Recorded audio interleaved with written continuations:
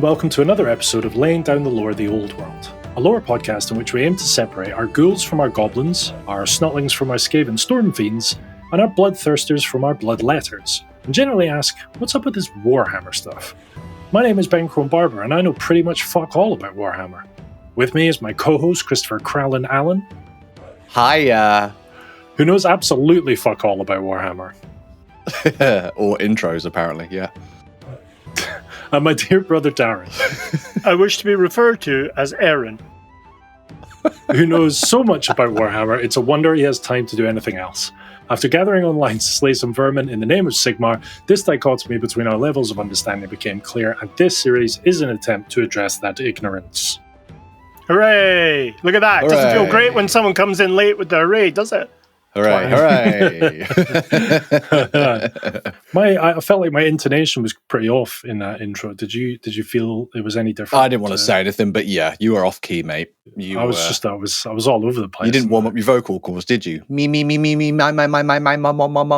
crow.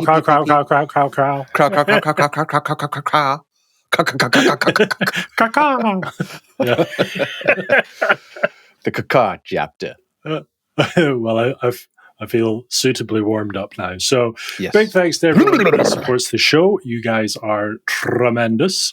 If you'd like to support us, there are a number of ways that you can do that. You can head over to Patreon, where you can sign up for our Discord for just £3 a month. And you can also Chris, pay an extra... What does £3 get you? No. Oh, it's been a while, isn't it? Go on, Kral. Go. What's £3 get you? Well, with the rate of bloody inflation that's going on at the moment, I'll tell you what you can't get for £3 these days. I'll tell you now. Do you know what £3 will get you? £2. That sounds like a terrible investment. Or you could pay an extra £2 and you can gain access to our full back catalogue of our bonus show, Chunks of Dhar. We also have merchandise and links to our affiliates on our website. If you're into the hobby, you can just click the Quartermaster link in the description and biggity bam, send us all your spawn duel. This episode may also have some ads that help us create this content for free, so just let them play.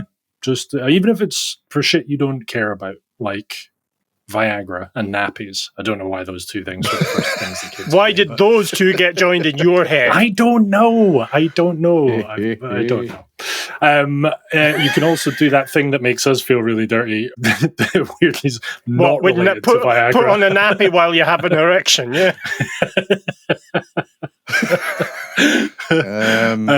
I'm uncomfortable. Or you could just leave us a comment. Kral, what's the saying? What do they need to do?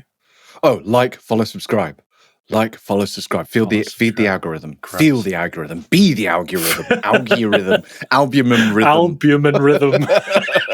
Oh. Fuck's sake, we're going to have another episode called Albion. Albumin-based title. I can feel my aggro rhythm increasing. Your albu aggro. Just speaking of words which make us feel uncomfortable, I was playing a board game. So I was playing Carcassonne yesterday, and the word cloister came out. Yeah. Don't like that. Yeah, it's a crossbreed of a clam and an oyster. Yeah. Yeah. Cloister. Go on, love, show us your cloister. What? Moist. You're moist. Your moisture. Okay. Your cloister moisture. Cloister moisture? That's a t-shirt. Wow. Coming to Redbubble soon. Laying down your moisture cloister. Moisture cloister. Moisture. I can't even say it. Stop saying it. Just stop saying it. Have you met my friend, Monsignor Oyster? He was born in a cloister. There's a limerick in there somewhere. Yeah, he's very boisterous. What? Kral, next episodes, I would like a limerick that includes the word moisture, cloister, and oyster, please. Moisture, cloister, oyster. All right, okay, fine. Yeah. Fantastic. Okay. Right, Kral, you know what time is. Hello, Reichland. It's time for Sirot's Every Recap. Hey! No! Screaming on my own. Who? No. Yes, we spoke about Bretonnia society and stuff. What do we talk about? Bretonnian Empire. its lands, surrounding regions relative to the old world. They love a crusade, don't they? The old Bretonnians, land on sea, they don't mind. They're aren't they self-declared the best navalists in the old world? Is that what they label themselves at? And is that actually true? Yeah. Would you agree with that? No. But also maybe. No.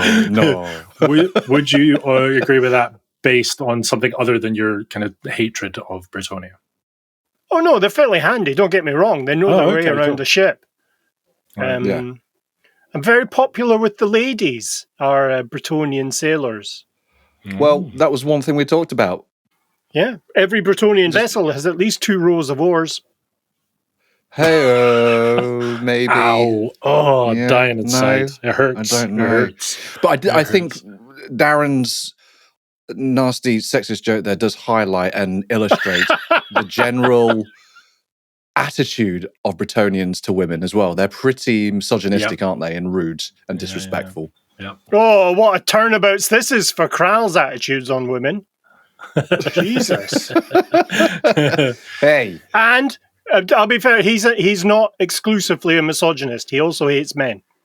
Yeah, exactly. I hate everyone equally. Yeah. What's the alternative to a misogynist? Misandrist. Nice. Okay. Nice. Yeah, they really don't like it when you call them misangry, Chris.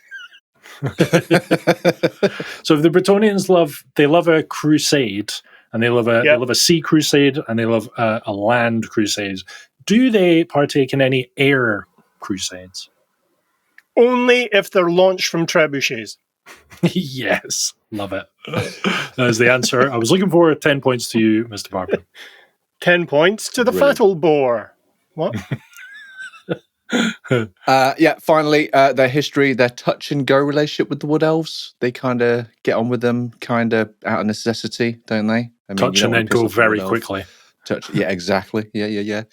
And then the social hierarchy as well. So you got your kings down to the dukes and your various flavors of knights. Quick question for Benny: what is a knight's prerequisite to becoming a king? Oh, he has to be a Grail Knight, doesn't he? That's pretty much the answer. Yeah, you have to have drank from the lake of the Lady of the Lakes from cup. the furry chalice. Yeah. From the or cloister. From the cloister cup. Moist cloister. I can only apologize for this episode, everyone. It's terrible. I'm sorry. Yeah, we're jerks. This is not a morning recording, so we're going for the low. The sexism really comes out in force. Yeah, the low hanging fruit when we're tired. Makes us feel better. Doesn't make it acceptable. Yeah. Done. Amen. Done. Nice. Fantastic. More Bretonnia, please, Darren. Right, Lore, shut up. As Chris quite eloquently said there, all the things that he said. Now I'm going to do some stuff over here that I would say. So we talked, the past 2 episodes really serve as kind of one large episode, which is Introduction to Bretonnia. And so what we're going to do now is in the next 2 or 3 episodes, I think, possibly 4, go into the history talk about the orcs of Bretonnia, which does involve an awful lot of orcs, Ben. So, cool. Good shout out there. In terms of their history, they have their own calendar, obviously, but we will ignore it because we will keep on with the BSAS calendar that we use. Excellent. Which is the Imperial calendar, simply because we've been relating every other faction to the Imperial calendar. Like any good Christian should. Yep. Why do Bretonnia have their own calendar, and is that unique to Bretonnia? Do other factions have their own calendars too? Fantastic question, Chris. Yes is the answer to both of those, even though one of them wasn't a yes question. It's to do with the founding. What is the kind of cultural touchstone for that kingdom or empire? So with the Empire of Man, it was the Battle of Blackfire Pass, the immediate aftermath, which saw Sigmar unite the tribes of the empire, the tribes into the empire. the Bretonnians existed as tribes in the land of Bretonnia at exactly the same time and were invited into the alliance, but they declined. We'll talk about that, a little bit about that later on in the episode. So the Bretonnians, their calendar is starts their cultural touchstone. Their year 0 or year 1 is 977 of the imperial calendar. So there's a good 970 years that the tribes that went on to form the Bretonnians existed in Bretonnia, but it was not a unified country.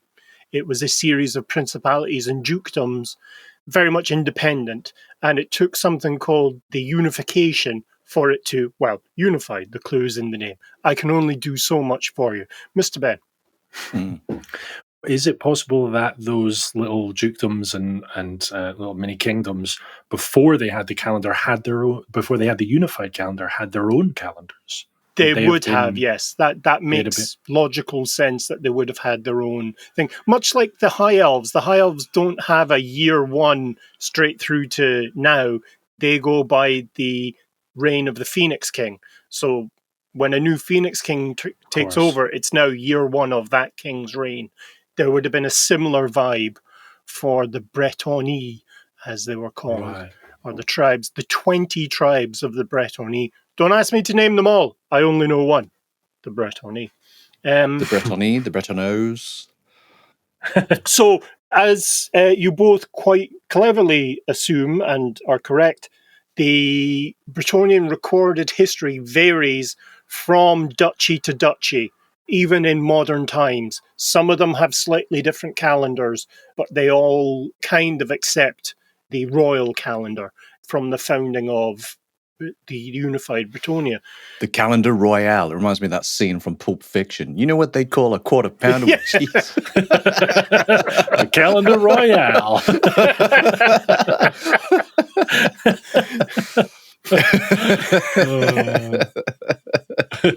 So what we'll talk about here in this episode is the kind of prehistory of Bretonnia and its kind of dark ages, but we'll also touch on a few of the wider origins of the empires of man, empires in plural, throughout history.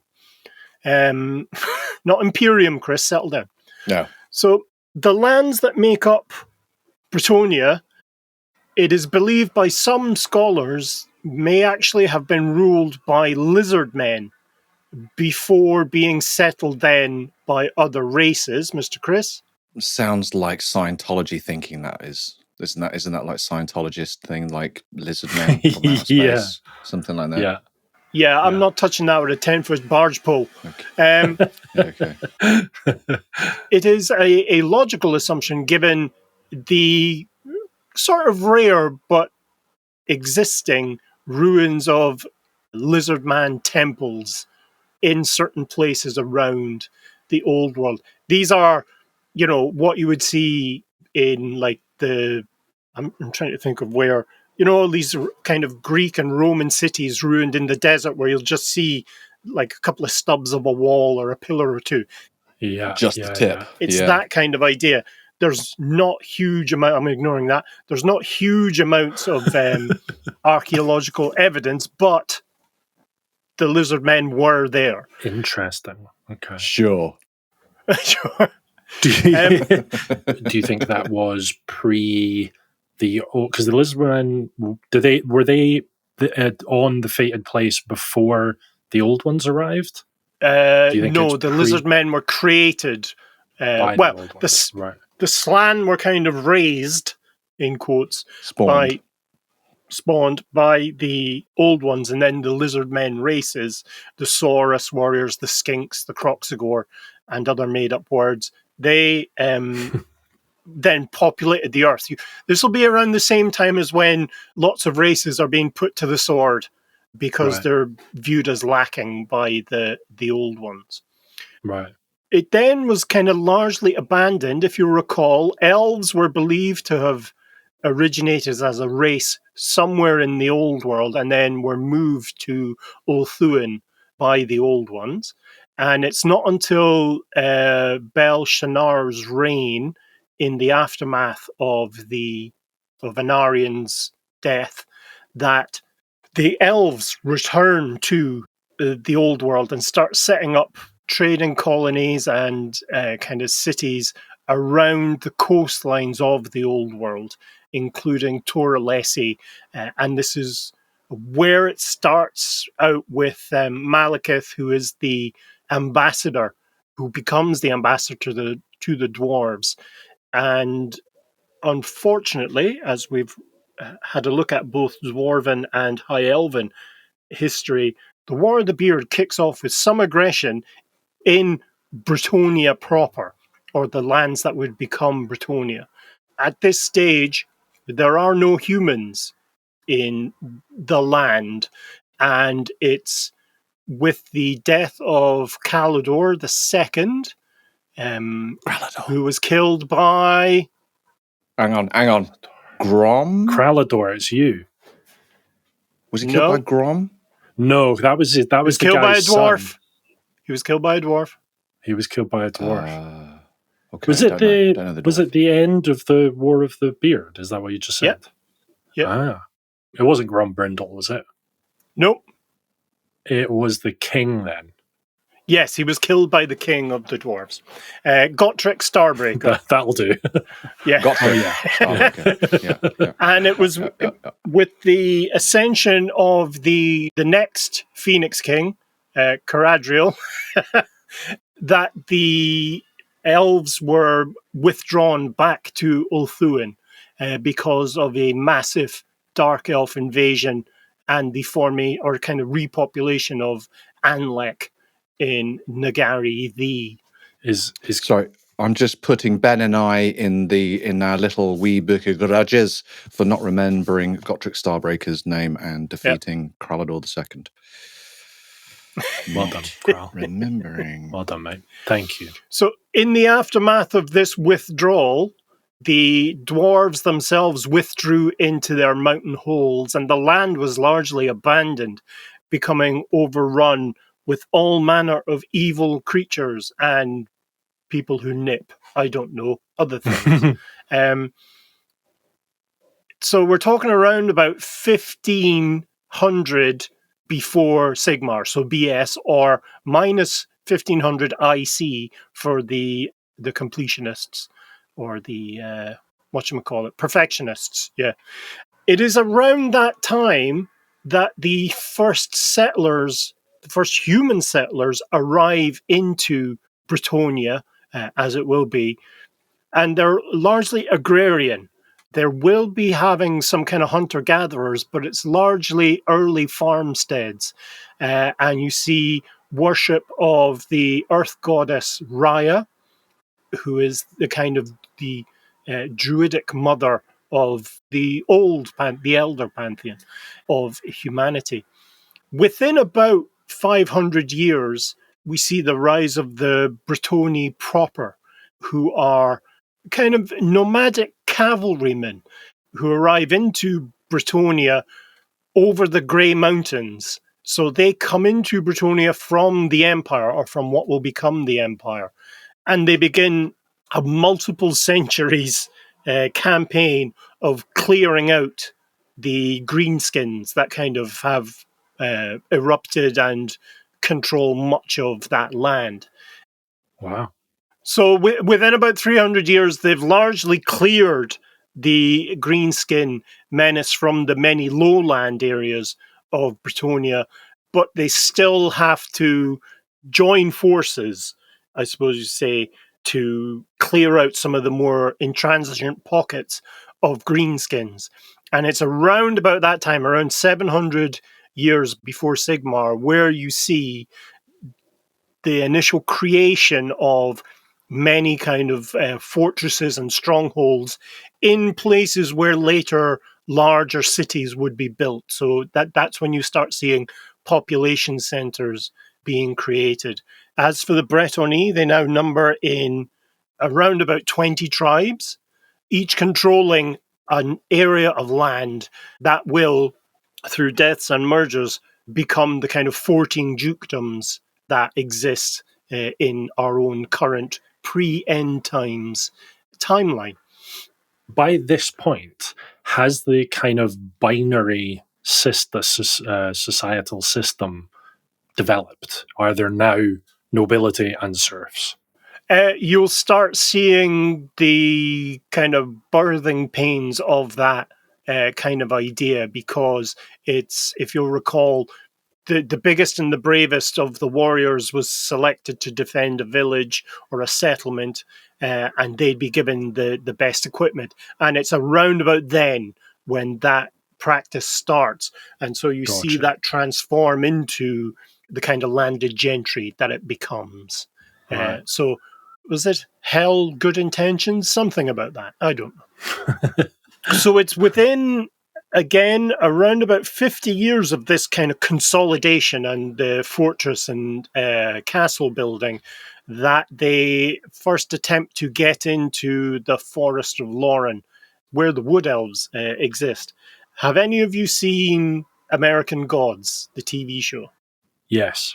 Yeah. Do you know the bit where the Vikings land in America and one guy walks up and he's just completely peppered with arrows? Yes. Yeah. That's what happens. Time Okay. and time and time again. Did they not learn? No, the French. Yeah. The 110th time's the charm. Wave after wave of my own hedgehogs. So some warriors will make it in. Some will be killed at the borders. Of those that make it in, very few return, and anyone who returns is changed in some fashion. Either they're younger than when they went in, or older than when they went in, or they go missing for a number of years and then return as if thinking no time has passed, with tales of this kind of ghostly, otherworldly people that occupy the forest. Very soon, you start seeing these kind of stone, in Scotland we call them cairns, where it's just a pile of stone marking a boundary or a point of interest or a point of importance, sorry. And so there's a number of these are built around the kind of glades, the open fields that kind of mark the beginning of Loren Forest. Sounds like a bit of a kind of Bermuda Triangle vibe going on there. Time warping and whatnot. Yes. Yes. Yeah. We don't know what's happening there. It's elves. What? Yeah. So these points, these kind of cairns begin to, they leave offerings and stuff. So there's a sort of worship of the mystical nature of Loren Forest and the elves that live in there. And so it's only under extreme circumstances will any Bretonnian even step foot past the marker stones to the anti-personnel mines. Blow them into smithereens. It ain't magic. It's just explosives, mate. I definitely want you to deal with the security in my house, Chris. What you need here is a big fucking piano to drop on their head, Ben. That's the way to the whole house that. is just going to be defended as if it was Home Alone. You know?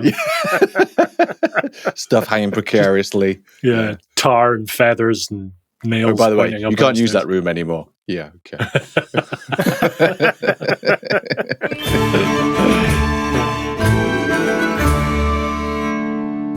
Right, let's try another Dhar freestyle storytelling Jackson. Let's do it! Right, I'm going to give Kral 3 prompts, and I'll provide a negative keyword, and Dhar has 2 minutes to tell us a story using those 3 prompts from Kral and avoiding the negative keyword. So, Kral, Okay. can you provide us with a piece of armor, a type of chili pepper, and a magic spell? Piece of armor. Let's go for codpiece. An armored codpiece. An armored, of course. Yeah. We'll go for the Carolina Reaper chili. Is that the hottest or one of the Reaper. hottest? Reaper, that's it, with an E. Reaper. And what was it? A spell? A magic spell. Magic Yeah, spell. okay. Leviosa. Leviosa. Okay. Other spells are available. Other spells are available. Yeah. Okay. Right. My negative keywords is spicy. Spicy. Yeah, that'll do. Okay. You ready, Dhar? Yes. 3, He's 2, not ready. 1. He's not ready. Go. We talked a lot in this episode about Tilia, and of course it's a Bretonnian episode, but we didn't really talk about their weird customs, which we will come to discuss later on down the line. But there was an interesting Bretonnian-Tilian crossover with a certain piece of armour invented by a blacksmith in a village named Leviosa on the Estalian Bretonnian border. It was forged specifically for Sir Ingorgio, a Estalian mercenary who would go around Bretonnia romancing literally the pants off of every Bretonnian woman he could. He was eventually caught by a Bretonnian knight and brought to justice, and in part of a kind of barbaric torture device, he was encased in this armoured codpiece on the instructions of this knight, whose wife, Carolina, had been deflowered by Sir Ingorgio, and the codpiece was a punishment, really there to make sure that he couldn't use his Carolina Reaper anymore. Nice. Wow. You're an artiste. Crow, I think we might have to start bringing some additional rules in this, like, because Dar's just taking the name and then just assigning it to whatever he wants now. Like, Oh, I'm sorry. Are you the storyteller? Yeah, But very good. bravo. Very good. A captivating tale. All right. From the next effort, I will obey the implied rules that it was a piece of armor, a type of pepper, and a magical spell. Excellent. Love it. Not a town, a person, and a feeling. And a nickname. Yeah. Yeah. So the story starts 5 years ago when Mr. Codpiece Carolina Reaper Leviosa engaged in a... Yeah. Oh, no, you're great guys, at that. boundaries. Yeah. Yeah. Oh, this freestyle storytelling thing's really easy. I should give it a shot.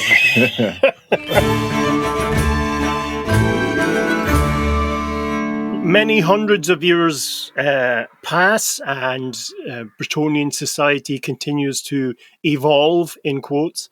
And it's around about 15 years BS, or rather, it's around about 15 years before the formation of the Empire, that Sigmar unites his own people to fight against the orcs and goblins. And really, as we've discussed when we covered orcs and goblins, he broke their kind of grasp on what would become the Empire of Man. The Bretonnian warlords of all 20 tribes were invited but refused, mostly because of cultural differences between themselves and the tribes of the Empire. Plus, they had effectively broken the orc tribes in their own land, or at least had quarantined them up into the Pale Sisters, that mountain range at the top of Bretonnia, and also the cheerfully named Massive Orcal, which I think we've started calling the Massive Orcral. Of course. Yep. So their fight with the Greenskins was largely done. Why would they want to get into a second orc war when it was so far from their own lands. Good point. The Bretonnians instead I'm sort of paraphrasing here, they did remain divided over their kind of dealings with other races. Some were quite external looking and, wished that they had allies and perhaps wished that they had joined Sigmar's crusade, in quotes. But those voices were few and far between. And indeed, the only real kind of major allyship that they made was with the dwarves of the Grey Mountains, that kind of ridge down the eastern side of Bretonnia. And you start seeing an increase in the expertise of masons, and you start seeing and larger fortresses and castles begin to build. It's around that time where you get into only the nobles can build houses and castles and stuff out of stone. That was purely the purview of those elite who had dealings with the dwarves at the time. Mr. Chris. You've just answered there. What's instigated that attitude about the stone is only reserved for the nobles and not for the peasants? What was that elitist kind of view? And just because they did the donkey work, speaking to the dwarves, or? No, I think it's to do with just the sheer number of fortresses and castles that would eventually be built. They didn't want castles owned by people who were not their class in the classic societal class structure. Okay. The same is true to some extent of metalwork. And we covered that last episode as well, that swords really were the purview of the nobility and the knights. And it's at that time, again, around about the same time, about 15 years before the formation of the empire, that we see knighthood, as we would understand it from the past few episodes we discussed, begin to appear. And so you start seeing this kind of landed gentry, and the social divide really is quite clear at that time. Mr. Chris. Is there any lore or artwork depicting kind of early Bretonnian knights and their evolution to modern day, the more advanced knights, or were they Not really. wrapped in tin cans to begin with? Yeah. Just with really, really badly drawn, like a kid's version of a dragon on the front. Yeah. Well, I'm reminded at the time of record, the Christopher Nolan's movie about Odysseus is in pre-production or in production, and someone showed up the picture of Matt Damon in the Greek, the kind of classical period Greek helmet and the cloak, and right next to him it's what he should have looked like, which is a bronze traffic bollard with a horsehair helmet. Because the Mycenaean Greeks, their armor was worn in like 3 or 4 very wide skirts of bronze around their body for kind of nobles and charioteers. Yeah, with hilarious consequences. Speaking of old empires, it's around about the formation of the empire, Sigmar's Empire of Man, that another empire, this is the first mention of this empire on our series, the Reman Empire. Yes, it's exactly what you think it is. They've just changed the vowel. It's an empire that mirrors in almost every way the Roman Empire of our own history. It lasts around about 1,000 years, but there's some evidence it lasts a little bit longer. We will dive into this in more detail when we do the Dogs of War faction, which is the Tilian and Estalian kind of kingdoms and mercenary types. But it's important to mention it here because they very much inform the kind of society and methods of warfare used by the southern Bretonnians. And I know how much we all love a good map, and I will share this map in the show notes. Oh my God, that's a map. That is a map right there. So you see there, it's a map of the old world from the north of the empire down to the southern tip of Tilia. So the Reman Empire is noted in red, or the extent of it. Where the empire is there, you see the kind of southern chunk of the empire above the mountain ranges. That was the northernmost part of the Reman Empire. And then clockwise from there, you go over the mountains to the Badlands, or what would become the Border Princes. And then you've got that kind of the large dangling syphilitic penis of Tilia. And then you've got the Tilian Chode. The Tilian Chode. Then you've got the malnourished Spain there for Estalia. And then back up again, you'll see the southern kind of marches of Bretonnia. That is the extent of that empire. And its influences can't be overstated on numerous cultures. But as I say, we'll dive into it in a bit more detail with the Empire of Man.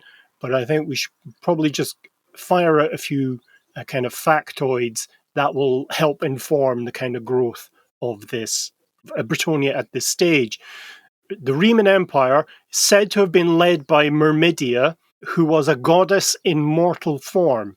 And Myrmidia is a goddess of warfare and strategy, believed to have actually been born in Reman, or Remas, sorry. So Remas is the unfortunately named capital of the Reman Empire. So it extended out from, depending on which kind of tradition you follow. There is an Estalian tradition that says that Myrmidia manifested there, but the Tilian one is more likely. So we'll say that the Reman Empire expanded out from the Chode of Tilia into the border princes and the southern kind of chunks of both Bretonnia and the Empire. The expansion was done in a sort of crusading fashion, with Myrmidia looking to eliminate injustice and impose kind of order and civilization across the old world. Now, an interesting kind of juxtaposition here, because as we see the barbaric formation, or the formation of the early barbaric empire, we see some sort of divinely intervened creation of an ordered and civilized, in quotes, empire to the south. So there is some kind of theocracy or academic argument that because Sigmar was always destined to become a god, that some of the other gods perhaps took umbrage with this and formed a rival empire of man in the southern borders. Love that. Do you think that border between the Reman Empire and the kind of proto Empire, do you think that's kind of Hadrian's Wall sort of vibe? Well, that's the Avar. I think that's the River Avar. Right. Although it's interesting to note that it stops just where Sylvania would be and includes the Moot. Mm. Oh, yeah. Just south of Bretonnia. So we've got a lot of Italian halflings running around. Hey, what's the matter? Hey, babbity boobity. Actually, no, actually, there wouldn't be. It'd be another 200 years before the halflings were in the old world. But it's still amusing to think about. Yeah, babbity boobity. Jeez, we really are culturally insensitive this episode. So Reman's Northern Forest, no bueno. Yes. Yeah. No. Again, for very similar reasons. So as they came up into this kind of southern marshes of Corone, which is that bottom kind of slab of Bretonnia, the one where you've got lots of little rivers coming down. Yeah. Is that's where they've got the ship military? No, that's where they've got the effective but ship military. Oh, okay. Yeah. Because there's constant warfare happening there. Yeah. Meat shields. I mean, I've been called worse. Today. this kind of veneer of civilization, it is believed that the Bretonnians have, comes up from the south, from the southern Bretonnian dukedoms, where there is a kind of refinement and distance between the aristocrats and the serfs. It's taken to extreme measures in Bretonnia with this kind of death of the middle class. There is no middle class in Bretonnia, which is opposite of what happens in the Reman Empire. And then as that empire collapses and turns into Estalia and Tilia. But as I say, we'll dive into that later on when we cover the Dogs of War. It should be noted, however, that Myrmidia is still held in great kind of respect, but only in terms of the bond that she shares with Bretonnian's Lady of the Lake. And so it's this idea of divinely kind of sanctioned warfare and heroes and strategy all coming from a similar source. Although, yes, as much with Shalia in Bretonnia, respected but not actively worshipped by the nobles, and indeed perhaps not even worshipped at all by the serfs. In terms of the cultural impact of the Reman Empire, its language is Latin, effectively. So classical Reman is the language of academia and the kind of refined nobility of the old world in totality. So a lot of Hogwartsy style schools exist for the education of nobility around the old world. And indeed, it saw the codification of worship for the larger gods of the old world. But this was not the first great empire of man. Well, no, I'm looking at this map going, how the fuck in 55 episodes have we never once heard of these Remans? Especially if you're saying the land. On purpose. Well, yeah, well done. Bravo. Just think of all the other stuff we're yet to uncover. Yeah. And you think that's cool. Wait until you hear this thing. Yeah. Especially if it's the language as well. That's quite amazing. Yeah, the language. But this is our first dealing with human empires. So there's not really been a need to do that yet. No need to ream. That's a t-shirt. You know, I'm not mad at it. It's pretty funny. And I've got one other image to show you here, which is, I don't believe it's an official image, and I will credit the artist on the website. I don't believe it. It's what it looks like in Tilia. So I've just shared it there, and you see in the foreground and middle distance an army of Tilian pikemen marching off to war, and you see they're marching through the ruins of the Reman Empire, or elements left over from the Reman Empire. So looks awfully aqueducty, doesn't it? Yeah, aqueduct. There's a huge history of cooperation between races within the Reman Empire because of this civilizing influence of Myrmidia and the other kind of classical gods. It's got like vibes of Tuscany as well, like hilly. The trees, those really tall, thin trees as well, yeah. Now, you'll recall the kind of last-minute bombshell I dropped on the last episode about the Lady of the Lake. Yeah, I was about to say. It's within the Reman Empire that we see fingerprints of elven gods interfering in human cultures. Nice. There's two real instances of this. They worship a form of Raya, who's the nature goddess, the mother goddess, called Ishia. And their version of Tal, who is the god of nature, an extant god within the human provinces, was referred to as Kyrnos, who is in fact Kurnos, the elven god of the wild and the hunt.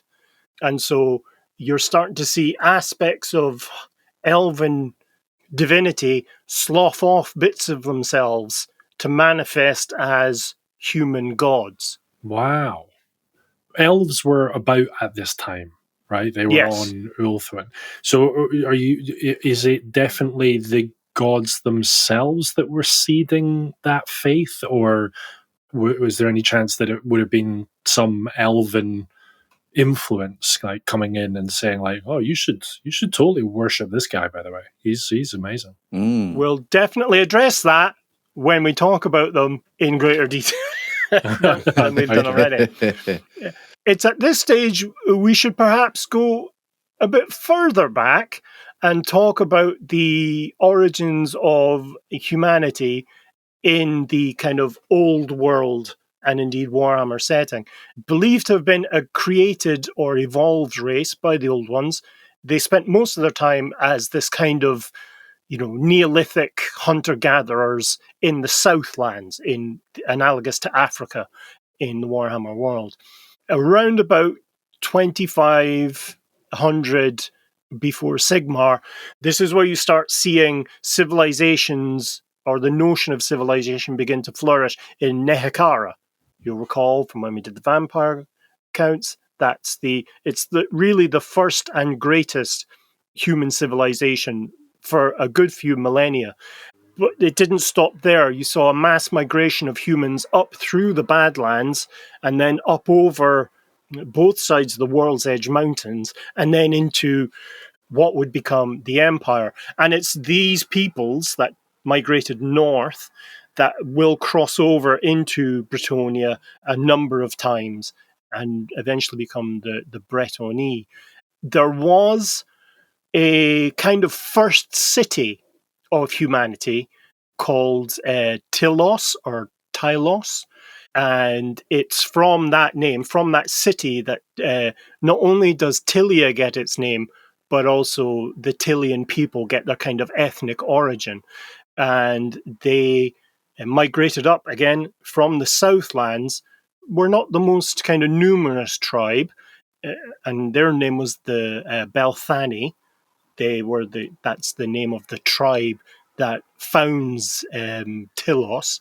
Belthani or Belthani? Not TH, Belthani. Okay, that makes a lot more sense. Okay. Blood cow, Belthani. Darren. Administratum. Blood. What? Yeah. Administratum, yeah. There's a lot of double takes to some of these names today. The Reman Empire? Crowl? Yeah. And so within Tilia, and to some extent Estalia, the Belthani people begin to kind of, they go from a hunter-gatherer to an agrarian kind of existence. And we're talking around about 2,000 years before Sigmar. And they begin to trade in earnest. And their largest trading settlement becomes the city of Tylos, or Tylos. Very much a kind of Spartan-esque kind of notion about them in terms of its huge tracts of land surrounding a settlement. So it's just farmland as far as the eye can see. But they do have significant trading centers. As I say, Tylos or Tylos is the kind of largest. Lots of kicking people into holes. That sort of exactly right. Sparta sort of thing. Yeah. Right. So within about 100 years of the kind of founding of Tylos, a dwarven clan from the Black Mountains, the Irani Mountains are next to them, come in and open up trade. So it becomes now not only trade between the various human tribes that pass through, but also trade with the dwarves. So it's very much like an Atlantean kind of ideal. It starts out agrarian, it then becomes quite urbanized with amazing masonry because the dwarves help build like walls. It's at this time that Tylos actually gets to become a walled city. We got walls. Yeah, we got walls. And plazas, shopping malls. And so it's this cooperation between the dwarves and the humans that really sees Tylos blossom. And so much so, it's things like they end up with an amphitheater set into the kind of center of the city that can hold 60,000 people for artistic plays and whatnot and sporting events. So it really becomes like not the Colosseum, but you know what I mean, a very large... Yeah. But they call it the Coliseum. Yeah, the Coliseum. I beg you, I'm all over the place with pronunciations today. But no substance whatsoever. Like they had the amphitheater, but all the acts were shit. Like it's just it's all amateur. There's no professional actors. It's all Amtram. It's just all kids' theatre productions. You know what I mean? Like, just pissed off parents. It's improv all the time. Do you think they built the amphitheater first and just like we need culture to fill this thing with? Sorry, and they're just saying to the dwarves, like, sorry, what is this? Like, what were we meant to do with it? Like, I don't know, but we invented it hundreds of years ago. You need to get yourself some actors, so get them in there, and you know. It's around this time that the trade with the dwarves really kicks in, and so you start seeing buildings being kind of gold-plated, exquisite kind of stonework, a lot of buildings made of jade, transported with trade and mining from the east. And it's around this time that Myrmidia appears as a divine entity, not kind of born as a human. So with the foundation of the Reman Empire, she arrived as a mortal. And this is kind of centered around the king of Tylos. Again, a lot of the stories kind of merge. And so you see Tylos is the name of the king. He becomes besotted with Myrmidia because she appears to him as a kind of reward for this amazing expression of civilization and art and honor and kind of public works and health. And so we start seeing a lot of temples and shrines to Myrmidia and her children as well, Cleo and others. Again, we'll talk about them in greater depth during the Dogs of War. But the worship of Myrmidia becomes the kind of central feature of Tylos, and thus he forces his people, much like the pharaonics of Egypt would force their people to build these huge constructions and huge temples. He trades with the dwarves and gets dwarf engineers in to create a single enormous temple to Myrmidia, which largely they complete, but they complete in a very strange way. It gets finished. It started at the top. It's much like Minecraft. You know, if you build a thing of sand and put a bucket of lava down and let that hit the ground and then pour water on it. And so it's sorry, what was the king's name? Tylos. Tyleus. Tylos. And he was in which city? Tylos. So the king. What would become Tylos? Yes, but you see what I mean? That they draw their kind of culture from this semi-mythic being. That's cool. It's interesting that you say they start at the top, Chris, because what they actually do is they finish at the top with a huge bell. And I'm waiting for you two fuckers to realize what I'm talking about. Oh, shit. Oh, shit. Growls. I love a bell. With the completion of this enormous temple, Tylos vanishes from human history into what would become the Badlands. And I may give you another clue of the thing that happened, Ben. Hang on.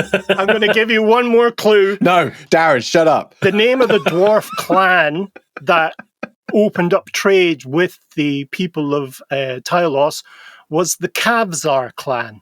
Oh, yes. I'm going to lose my shit. Is what would eventually become Skavenblight. So the very first human city in the old world, eventually became Skavenblight. But that's sorry. So the king fucked off after that. He wasn't the dude that turned the up stranger. and finished the stranger. Stranger helped was them, still. Yeah. Yeah, we still don't know who the stranger was, right, although yeah. it's probably the Horned Rat. Right. So Wow. it's within 400 years of the founding of Tylos that not only does Skavenblight become, or the city that becomes Skavenblight falls into ruin, but the first kind of true Skaven claws their way out of the ruins of Tylos from the hold that the Kavzar clan had built in the mountains next to it. Ooh. There's some evidence within the novels and the kind of wider lore that the first true Skaven were not created from rats. They were created from the Tylians, from the Tylosians, who were trapped underground at the end. There you go. Yeah. So Skaven have well, they are human. They are no, they're Homo Skaven. sapiens, essentially. Is that no, they're Skaven. But The first ones were believed to be warped humans, but they became Skaven at the moment of their warping. Okay. The warpage. Yeah. A good old warpage. Yeah, okay. The lore points to the similarities between the Skavens and the Tylians in terms of their scheming and their love of plots and assassination. There's a few other things as well. But it's part of the reasons why the Tylians hate the Skaven so much is they are perhaps unconsciously aware that they share the same source. Those who were able to escape from Tylos before it fell, or from the empire, or that the people of Tylos represented, migrated throughout what was the old world at the time, but then would come back and form not only the Reman Empire, but also would inform the formation of the Empire of Man and Bretonnia and Estalia, and to some extent the Border Princes. And that, my friends, is where I'm going to leave you today. Mate, that was... I feel like we've come full circle to the first episodes again. I feel like we have now joined the dots. Warhammer, the end. Roll credits. Yeah. The cautionary tale of worshipping the divine, basically, is what the fall of Tylos is. But the early worship of divine was all elven based. Are we saying that the elves are ultimately behind the creation of Skaven? No.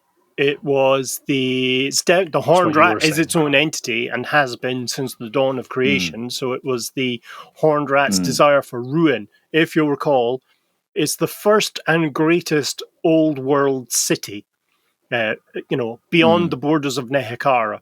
And so it was this huge civilizing influence on the region. And the Horned Rat is not about that life. He's about ruin. And so that's... Yeah, not a fan. But you can't have ruins without a metropolis first. Yep. You got to have something to ruin. Yeah. So the first Skaven crawled out of the dwarven holds, and we believe that it was a corrupted Tylian who was underground. That's kind of what it points towards. It's not definite, but it's believed that, if you recall, the humans within the kind of the Doom of Kavzar tale managed to break into the dwarven hold, and so that's where they met their end. The Doom of Kavzar. Yeah. What's that about? Yeah, because the dwarf they went to get the dwarves' help. Yeah. But the dwarves closed the doors on them. Yeah. And then when eventually they broke through, they discovered all the dwarves had been nibbled on. Yeah. Is that right? All the dwarves had been killed when they went in, and then they no. Let me recite to you the Doom of Kavzar. So yeah, the humans went to Kavzar, knocked on the doors for some help, and the dwarves are like, no, fuck off, it's only a bit of rain, what are you jibber jabbering on about? And the humans kept on knocking and saying, please, please, please. And it turned out that actually the dwarves had been suffering themselves. The humans busted through, didn't they, after how it was like last resort, busted through, and it turns out that thanks for Kralsplaining that. That was Kralsplaining, wasn't it? Like, I swear I literally just said that to him and then he's just explained it back to me, isn't it? Yes. That was what he did. Kralsplaining. Right, okay. Brilliant. Love it. I'll take that one. All right, that's all from us. Thank you so much for listening. Details and imagery for the topics we've discussed in this podcast can be found on our website at layingdownthelore.com. We also have all our previous episodes on there, release schedules and merchandise. And again, if you're keen to support the show, just click on the Quartermaster link in the description and give us all of your Tillian doubloons. Euros. We'll be back again soon. Euros. We'll be back again soon to display just how little Chris and I know. And until then, a goodbye. Arrivederci. I think I said that right. Nice. Bonsoir.